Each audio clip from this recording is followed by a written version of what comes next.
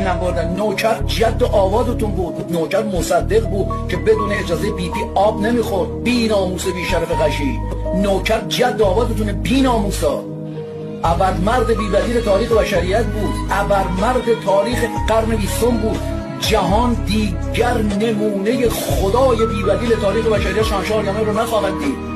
هنوز که هنوز استیل لباس پوشیدنش، هنوز نگاه کردنش، ژستش، راه رفتنش، هنوز که هنوز تو دنیا تک هیچ نمونه‌ای نداشتیم مثل این مرد. خوشپوش، با شخصیت، با کلاس، در برابر بانوان ببینید چقدر با شخصیت برخورد میکرد. خلبان، ورزشکار، 11 تا ورزش رو پرفکت وارد بود، ورزشکار بود، سالم بود، روزی 1 ساعت ورزش میکرد، مغزش مثل ساعت تیک تیک تیک تیک صدا میکرد. مغز اقتصادی بود، مغز نظامی بود، بی بدیل بود. تاریخ بشریت نمونه‌اش نخواهد دید.